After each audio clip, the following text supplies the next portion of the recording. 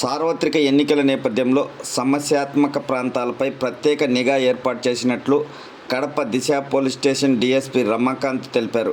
కడప జిల్లా ఒంటిమిట్ట సిఐ కార్యాలయంలో మీడియా సమావేశం నిర్వహించారు.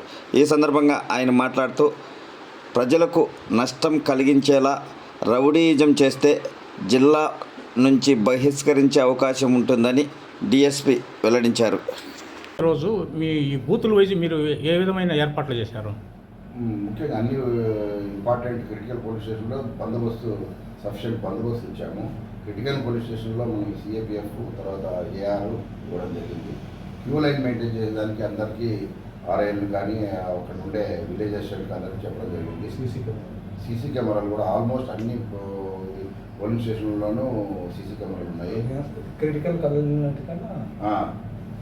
వాటికి అన్ని కంపల్సరీ సీసీ కెమెరాలు కూడా సర్వేలెన్స్ ఉంది. ఇప్పుడు ఈ బూతుల వైజ్ మొబైల్ టీంలను ఏర్పాటు చేశారా? ఒక సెక్టార్లో ఉండే ఎన్ని పోలీస్ స్టేషన్లు ఉన్నా ఆ సెక్టార్లో అన్నిటికీ పోలీస్ ఆఫీసర్స్ ఉంటారు, మన పోలీస్ వాళ్ళు ఉంటారు. ఆ పోలింగ్ బూత్లో ఉండేవాళ్ళు అందరూ కలిసి ఆ ఈవీఎం తీసుకురావడము, ఆ సెక్టార్లో ప్రతి 10-15 నిమిషాలు ఒక్కొక్క పోలింగ్ స్టేషన్లో విజిట్ చేయడం జరుగుతుంది. నేను ఒక మొబైలు, తర్వాత ఎస్ఐలో ఒక మొబైల్, సిఐ గారు ఒక మొబైల్, ఇట్లా ఉండి ప్రతి 10 నిమిషాలకు ఒకసారి ఒక సర్కిల్ ఒక సెక్టార్ అంతా మూవ్ చేయడం జరుగుతుంది. ప్రతి ఒక్కరు బ్రిస్క్ మూవ్మెంట్ చేస్తారు. ఆ రోజు ఎవరు కానీ కంప్లీట్ 6 గంటల వరకు కంపల్సరీగా తిరుగుతూ ఎక్కడ ఎటువంటి అవాంఛనీయ సంఘటనలు జరగకుండా చూసుకుంటామని. ఇప్పుడు ఈ అసాంఘిక శక్తులకు మీరిచ్చే సందేశం ఏం సార్?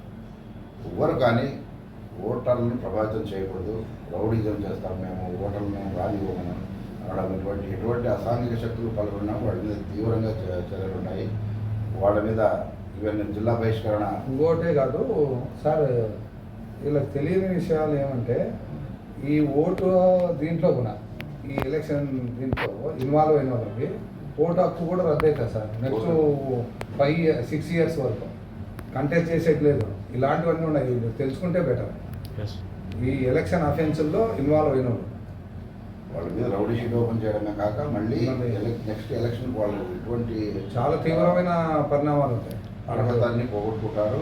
తర్వాత జిల్లా బహిష్కరణ కూడా చేసే అవకాశం. ఈరోజు ఎస్పీ గారు కూడా ప్రతి ఒక్కటి ఇది ఎలక్షన్ కమిషన్ కూడా చాలా సీరియస్గా తీసుకుంటుంది. ప్రతి ఒక్క ఎక్కడ కానీ ప్రజాశాంతికి భంగం కలగకుండా, రీపోల్ అనేది మాట లేకుండా ప్రశాంతంగా జరపాలనే మా ఉద్దేశము.